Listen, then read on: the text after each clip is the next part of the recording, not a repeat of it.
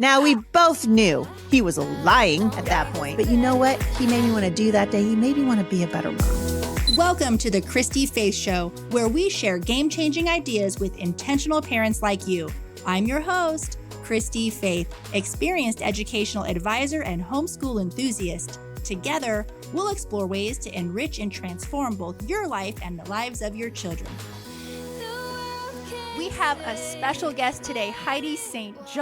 She is a amazing podcaster, author who just went into the world of children's literature, right, Heidi? Yes, I did. Yes, author of over 10 books. It's an honor to have you on the show today. The first question I want to ask you is, I know that you just came out with a children's book. Will you tell us a little bit about it? Yes, this is my first foray into children's books, and Brave Books contacted me, maybe a year ago or so. And of course, I was thrilled because I love what they're doing. The story follows a character named Mr. Mouse who has all this, he's really good at helping people, but he's not good at getting help. He's not good at asking for help. He reminds me of every homeschool mom ever. And so he gets into trouble. He helps all of his friends, and then when he needs help, he refuses to ask for it. And so guess what?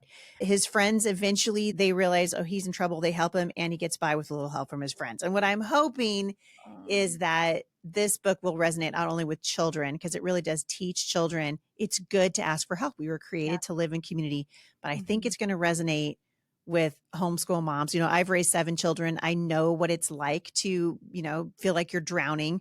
And everybody needs that mom on the other end of the line who's like, girl, you need a mocha with extra whip. I will be there. You want sprinkles, girl, you need sprinkles.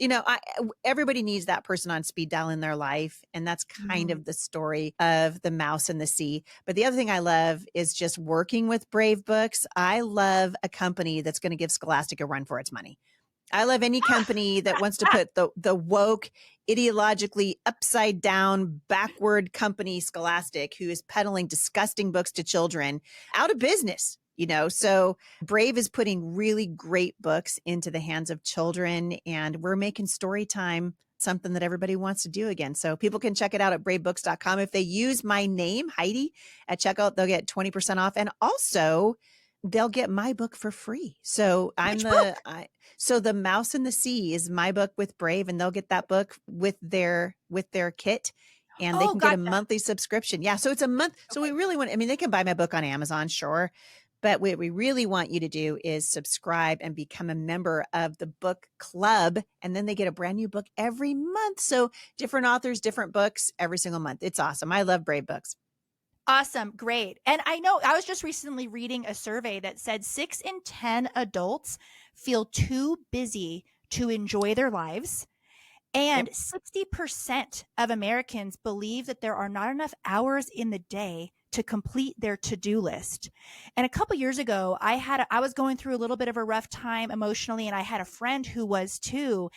And afterwards, after we both came out of the fog, we had this conversation where both of us were crying, and we were like, we could have helped each other. We could have just gone on the phone and cried together. And I feel like so many of us, mamas in particular, homeschool moms especially, we carry so much of the mental load of our families. And we're also volunteering. We're generally people that care about others. That's just a personality trait of ours. We deeply, deeply care for others.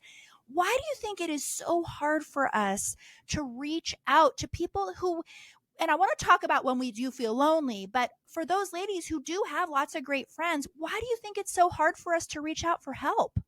Well, I'm an older mom myself now, but I blame the advent of social media for a lot of this stuff. We've developed unrealistic expectations for mothers. Most people don't post their B reel, right? They post the A reel so that everyone thinks that their life is perfect.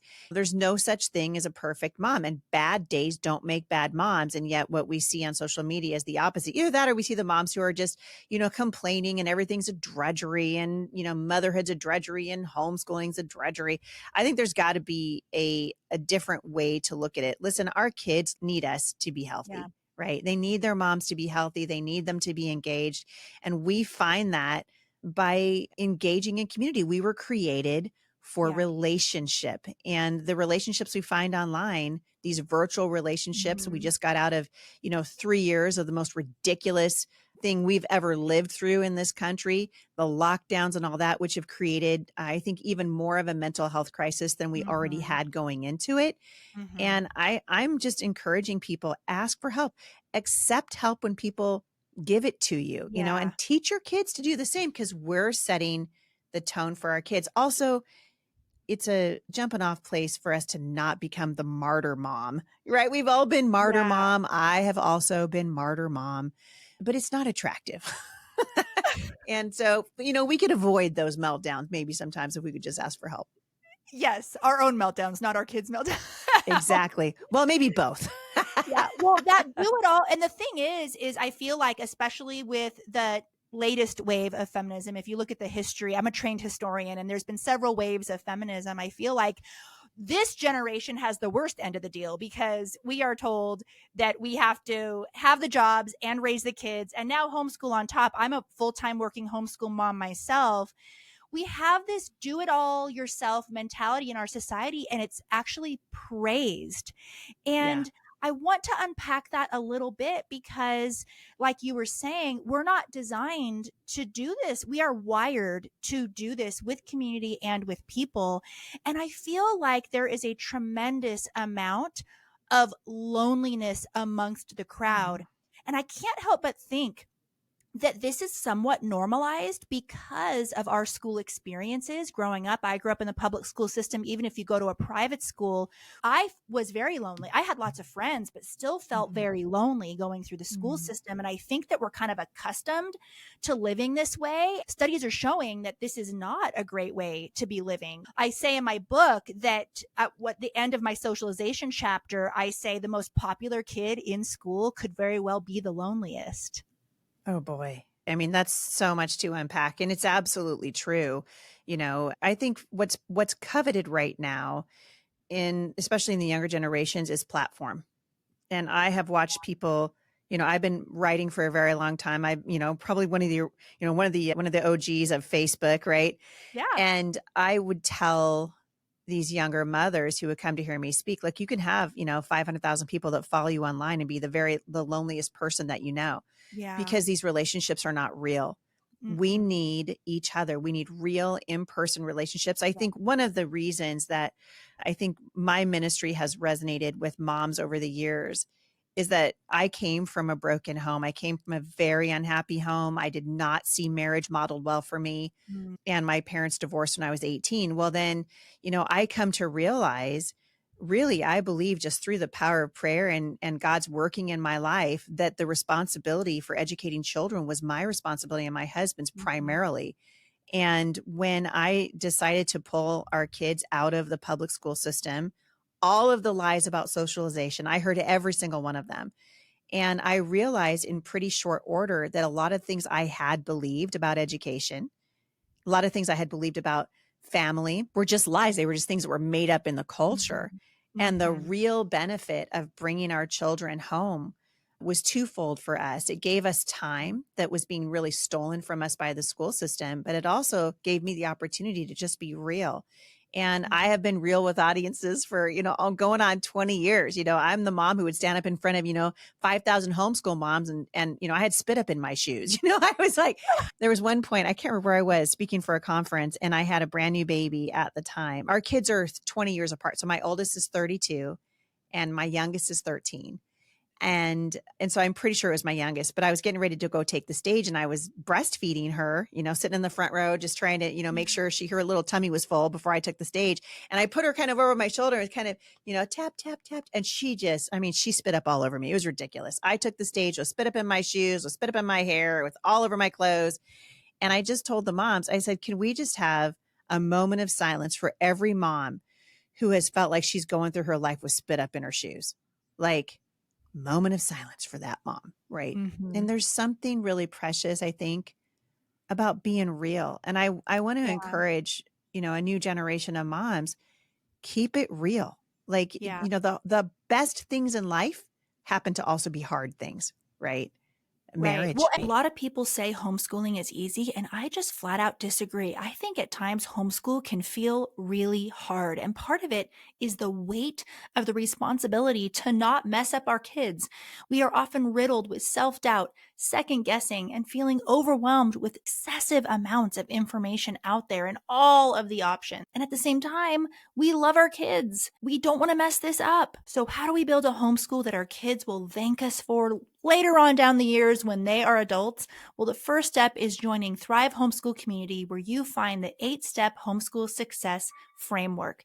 This helps you build an undeniably successful homeschool that gives your kids what they need now, that also prepares them for their future and helps you in the day-to-day as well. Each year and each kid presents us with uncharted territory.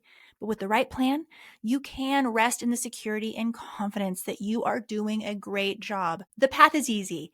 Join Thrive, say a quick hello to all your new friends, start right away the 8-step homeschool success framework, and kiss anxiety goodbye. It's risk-free, no contracts. You can cancel anytime, no questions asked. I truly believe this, and I've read the studies on this, that a lot of this, do it yourself, it's all on my shoulders, I got to get this done, it's my responsibility. Actually, in many cases, I'm not saying every listener here, I can say so in my case, is a trauma response. This is part of, it's a trauma response to painful things that happened in our childhood where we believed we couldn't trust others for whatever reason. And I want to just acknowledge that, because I feel like, especially, I don't want anyone hearing this to listen and say, oh, great, here's another thing that Heidi and Christy are telling me to do. Now I have to reach out to people, when maybe that's actually really hard for you right now because of stuff in your history. And the other thing, Heidi, is I think that this is a big thing in my Thrive Homeschool community, and a lot of the listeners here also follow me on social media, is that there's no glamorization here. When I was on a Zoom last week in my Thrive Homeschool community, I was crying with the ladies because you know what? Life is really, really hard. But at the same time, this is what's scary. And I want you to talk about this, because platonic relationships are actually pretty hard. And when you put yourself out there and decide to be vulnerable, which is what we're supposed to be doing, not everyone knows what to do with that. Not everyone knows how to honor that. And it makes people uncomfortable. And I think that that's so vital, like you said, to have those core people in your life. I was at Pilates class this afternoon, and I looked at a lady crying, and her 48-year-old son is dying. And it's like, and here she is at Pilates class because she doesn't know what to do. You know, she's like almost like a walking zombie. And I just sat there and listened to her. And I'm not a saint, but I'm like, this world is just so hurting. And it's real. And I would bet that that's pretty hard for her to be like vulnerable in that way. And I want to talk about that a little bit, because it's risky, because I have chosen to be vulnerable at times, and I was like, well, that didn't go well, or I got hurt as a result of, you know, and you and I are public personalities, you much more so than I. But I'm going to just be honest with the audience. When I first hit on TikTok, I had to get into therapy, because so many people judge you for what they see on social media. And that's just a piece of what I've chosen to share. Every piece of content I make is really me, but it's not all of me. Right. And so, you know, I had people canceling me here and this there. I'm sure you get that a lot. Oh, yes. So having that grounding, I know I just talked a lot, but I want to hear what your brain was turning when I was sharing about that vulnerability piece. I'd love to hear you speak on. Yeah, it is hard for people. And I think you have to have people in your life who you really trust. And if I'm very honest, I would say that my circle is very small. Yeah. The circle of people that I am just like going to call up and be like, here's what happened, or this article was written about me in the paper, or whatever it was. I mean, my life has pretty much been an open book. I released a book from Tyndale in 2017 called Becoming Mom Strong, How to Fight with All That's in You for Your Family and Your Faith. And in that story, in that book, I told the story of my growing up. I grew up with a father who was abusive. I mean, the guy was arrested for some of the things that happened in our home when I was growing up. And because as a result of that, so I got married at 19 years old. Jay and I are coming up on our 35th wedding anniversary. And when he married me at 19 in 1989, I was about as broken as a 19-year-old girl could be. Had been broken emotionally, broken spiritually, broken physically, just broken in every way. And shortly after I got married, I finally went to see a physician who put me on an SSRI, and I stayed on those for almost 20 years. and struggle with mostly anxiety, not so much depression, but mostly anxiety. I was just wired for panic attacks. I had panic attacks for no reason. And I felt a freedom at some point. I can't remember how long it had been into my public ministry to share this in a book. And I mean, I went to all of my siblings first because my story is kind of their story. Like I can't really tell a story about my family without saying these are the people in my neighborhood, you know? So I had to really get sort of permission from them to do that. And then I did that. But then there were two things that happened. The main thing, and this is what I want people to hear, there is so much free. I'm not worried about people finding out that I was on Xanax anymore because I told them already. People are like, I can't believe it. I'm like, you missed the memo, dude. You're late to the party. Like everybody knows. Also, my story is a story of healing. It's a story of not staying in that place. It's a story of my relationship with the Lord Jesus that changed my life and changed the trajectory of my life and my family. That's a story worth telling. And if people don't like it, I kind of don't care. I'm 53 years old now. You don't like me? I don't care. I don't care. And there's freedom that comes in that, but there's always been downsides to it, right? And so when I ran for Congress, for example, they printed articles about me saying I was unfit and unstable because I had been on anxiety medicine. Really tried to take this thing, which is my story is a story of victory. I'm nobody's victim, right? I came out of what could have been a situation that actually killed me. And instead, I've raised 7 healthy, whole human beings and homeschooled them. My story is a victory story, but somebody who didn't have my best interest at heart would turn it into a different story. And so you have to be comfortable with your own narrative. And I think part of that for me has just been laying it all out there. Now, do I do that in my everyday, every little thing that bugs me, every little, comment that someone makes about me on social media or someone says something mean? I actually read, Christy-Faith, you'll love this. I read almost all the mean reviews of my book on my show the other day, just for fun. It was awesome. It was so much fun. I was like, and this person said, Heidi St. John is this and this and this and this, and she's a blah, blah, blah, blah, blah. And I was like, yeah, you're right. That's exactly what I think. Thanks for writing in, like I happen to know the truth and I'm standing on that. And my story is a story of healing. And so I'm not going to let anybody take that narrative from me. And I think people need to own their own narrative, the narrative, before somebody else gets the narrative. It's your story to tell. And so find those people that are close to you. I mean, there have definitely been, I think, for me as someone who has a relatively large platform, the things that have been most hurtful is you kind of don't know who your friends really are. Right. Somebody who just wants to be your friend because they want to get a slot on your podcast or whatever, so you have to be discerning, who, and then when you find those people, shoot fire, hang on to them, because I think real friends in this life are very hard to find.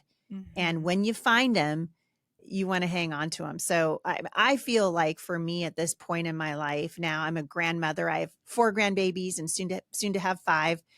I'm just at a point in my life that I am comfortable saying I don't have it all together. Comfortable saying, oh, hey, I yelled at my kids. Oh, hey, my house is a mess or whatever, because I know who I am. And I think social media has taken that from a lot of people who feel like they have to put a different persona out online. And what it really does is it injures the people who are listening and watching, because that's not real life. So keep it real and then own your own narrative. Before we continue, I want to share with you a program that has been a game changer for our homeschool. At our Learning Center, we instructed and taught pretty much every math program out there on the market, so we know firsthand how important a solid math foundation is for our kids' futures. Finding the right homeschool math program that didn't compromise academic excellence, but also one that didn't put me and my kids through the ringer was a challenge. Till one day I tried CTC Math. You guys, the rest was history. First off, it's a mastery-based program, which means your kid gets a solid grasp of the material. It's also loaded with mixed reviews, ensuring kids never forget what they've learned. And the questions are adaptive, which keeps students confident and progressing at their own pace. But the best part, all the teaching and grading done for you. With CTC Math, there is no compromise on excellence. Your child gets a top-notch education, and you just made your homeschool life easier. Visit CTC Math for your free trial today.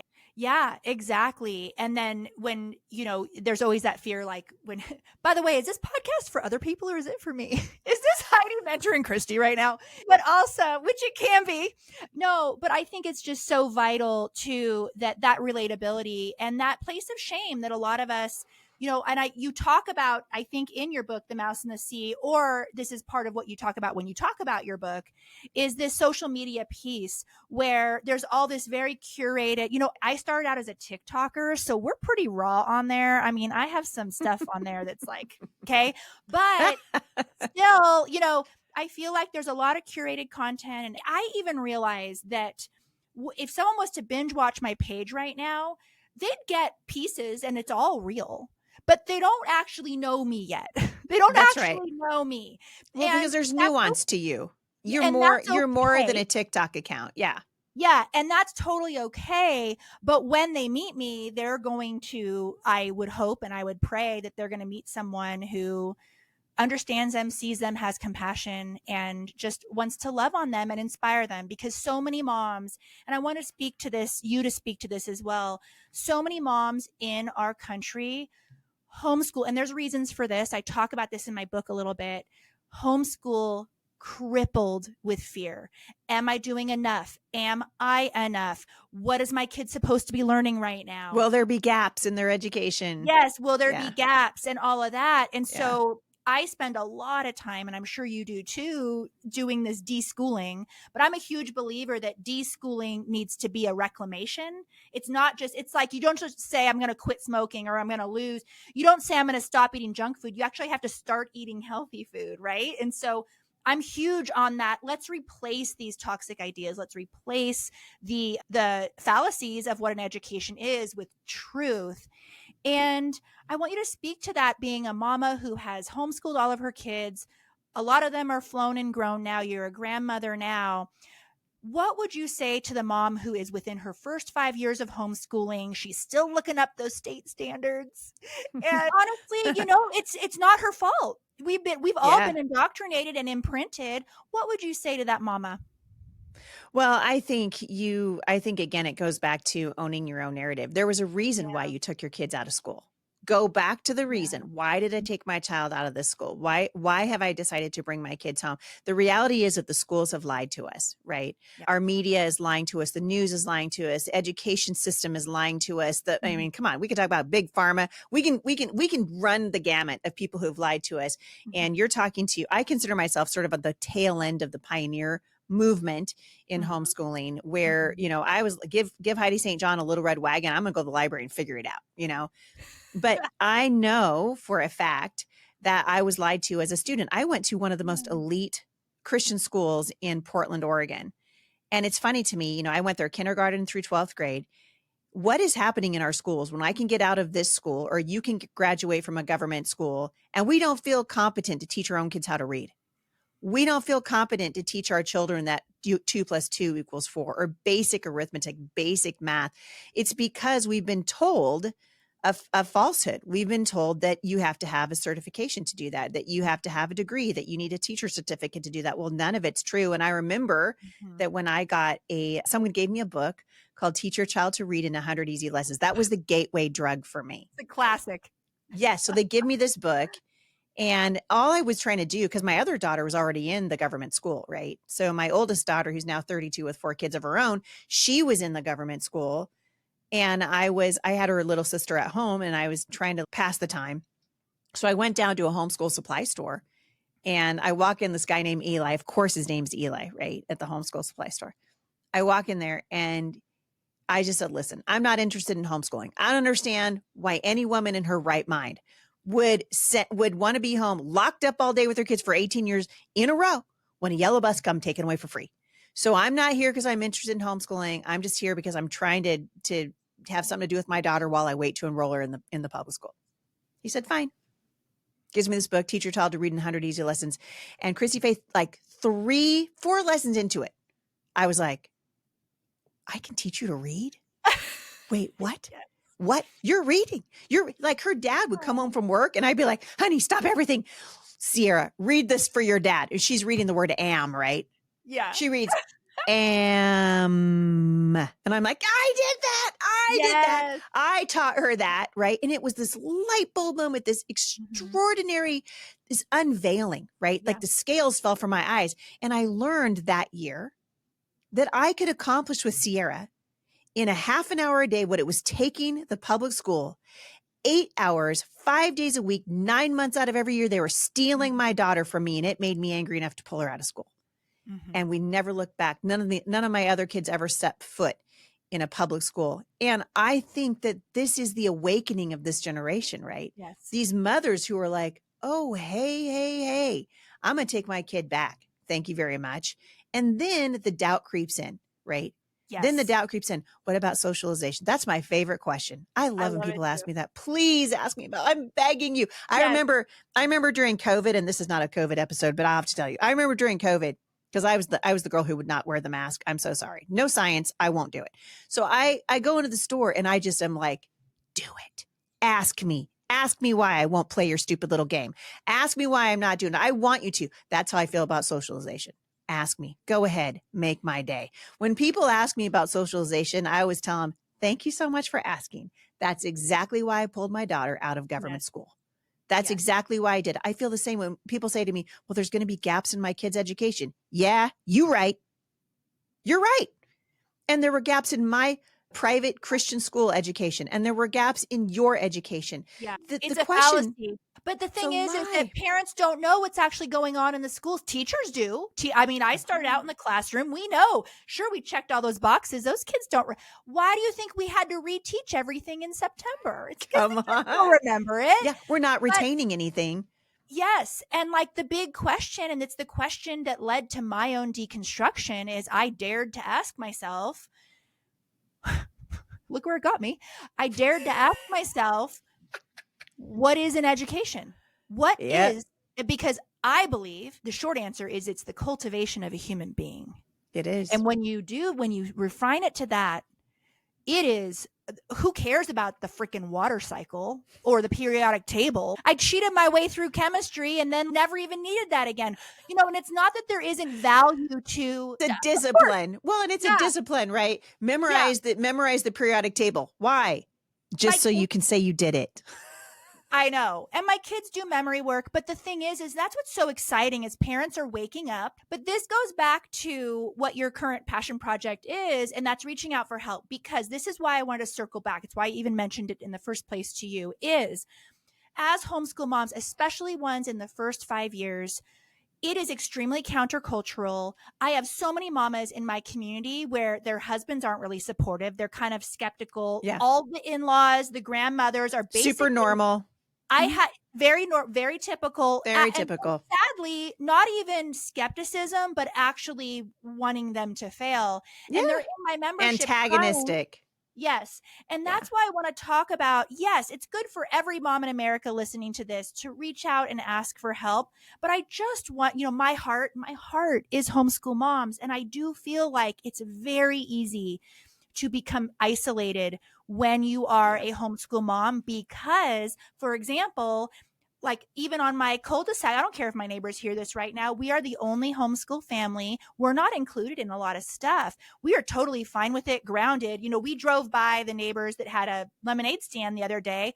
My girls in the back seat didn't even care.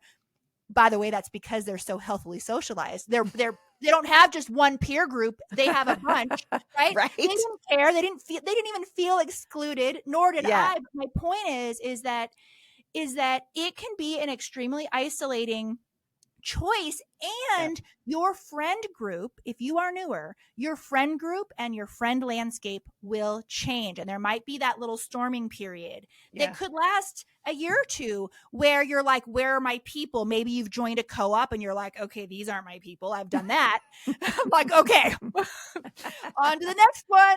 And then, that type of a thing. And so I just feel like it's an important message to, even if there's just that one person that you can reach out to and say, I'm feeling really lonely and insecure in my homeschooling right now. Yeah. It can even if you're in, weirdly, if you're willing to be vulnerable, even if you're in like a large free Facebook group, chances are if you put that out there, someone's going to relate, and it's one of the reasons why I started my community. But Don't you feel like that's the truth, is that homeschool moms in particular, it's just we have so many arrows being pointed at us at any given time. The government doesn't even trust Yeah. us. That community is just vital. Enjoying the show and don't want to miss out on future episodes, hit that like and subscribe button and show us some love with your reviews. Those 5-star reviews really do help us reach more people. Yeah, it's so important. And I think too, like I said before, it really does go back to being willing to ask for help, being willing to be vulnerable, owning your own story, know why you did it. Fruit Yes. takes time to grow. When Jay and I pulled our kids out of the government school system, his parents thought we were crazy. My parents thought we were crazy. My family, so many of our friends, because I was one of the only ones, first people to ever do it in my family. Well, guess what? So now it's been, 27 years. I mean, they made fun of us.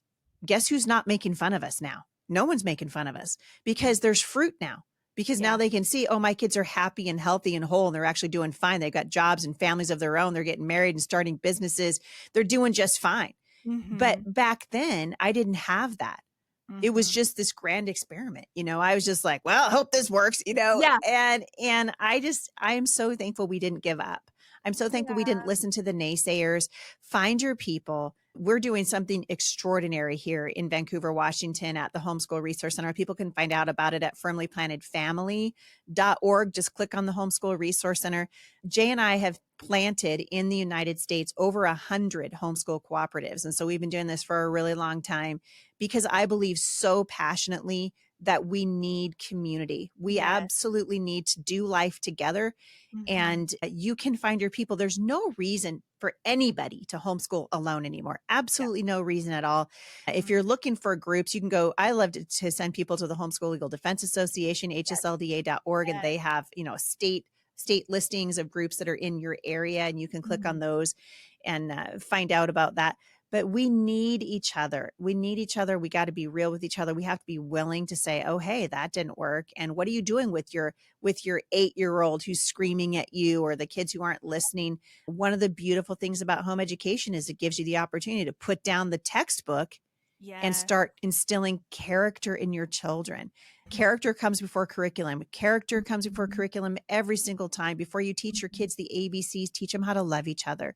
If they're not respecting you as their mother or you as their father, they won't have respect for other people either. And so in our house, that was primary. These were the primary things that we taught. I was much more concerned that my children were grounded spiritually and emotionally than I ever was about make sure that you memorize the periodic table. Because guess what? I've got one shot at training my children up, one shot at making sure that they're the healthiest they can be when they leave my home. And I don't want to waste it screaming and yelling about the periodic table. And that's not to say we didn't do chemistry and not, please don't misunderstand me. I'm not saying, Heidi said, don't educate your kids. No, I'm saying get your priorities in order. Yes. And the school has it backward, right? Yes. The schools are filling your kids' heads with useless information and knowledge when what they really need is wisdom. And Christy said it really well a few minutes ago, that it's human formation. I call education, we're discipling our children. We are passing on to them generational wisdom. And all you got to do is go onto the campus of California State, Berkeley, and see what it looks like to have a generation of fools, right? These are kids who have a lot of head knowledge, but they got no wisdom to back it up. Yes. And that will be the thing that takes your child through life. And so part of it now, and I like to tell this to homeschool moms, I've been the sobbing, crying homeschool mom. My husband came home from work one day and, here I am, Heidi St. John, cannot keep houseplants alive. And I'm homeschooling 6 kids. And there was a lot of crying involved. This is fake. I can't keep houseplants alive. No, I cannot. Yeah. Fake plant behind me. Yes. Yeah. Although I'm growing microgreens right now and I'm actually succeeding at it, but that's a story for another day. I am telling you, Jay would come home from work a lot and I would be in tears on the couch. The kids lost their math book for the 400th time, even though I made you a cubby with your name on it. Yes. Your math book has your name on it. Why do you lose your math book? I don't know. And one day Jay came home from work and I was crying on the couch and he was just like, what's going on, babe? I just kind of looked up at him like, you just don't want to know. Like I forgot to plug the crock pot in and the day just went to heck from there. I mean, I don't know what to tell you. And he goes, look at me, Heidi, look at me. So I kind of sit up and I look at him and he goes, Heidi St. John, ordinary women would be dead by now. There is nothing ordinary about you. Those yoga pants that you've been in for the last 7 days, they are hot. I love them on you. You could wear that same t-shirt, that spit up stained t-shirt 6 more days in a row. That messy thing you're doing with your hair is sexy. Now we both knew he was lying at that point. But you know what? He made me want to do that day. He made me want to be a better mom. Oh. It's not about perfection.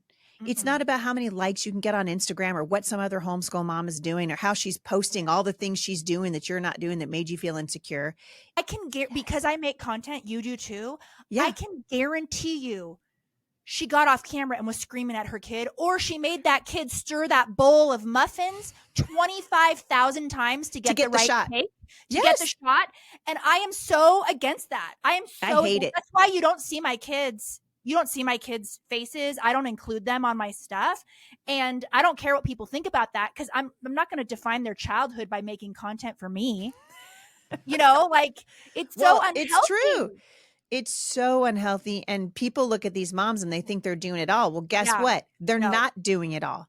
They're absolutely not doing it all. People say, well, how come Heidi St. John was able to write, 10 books and homeschool the kids and start all the things that we did and start the nonprofit and whatever? What they maybe don't realize, even though I say it all the time, is that I didn't do it by myself. I did it in partnership with my husband. Yes. And then the Lord brought people into my life. Melissa Crabtree works for me. She's here now. She just moved to Vancouver. She and her husband to help us here, but she's worked remotely for me for 13 years. And all of the first fruit of any money I ever made, I gave to her, and I was still broke, right?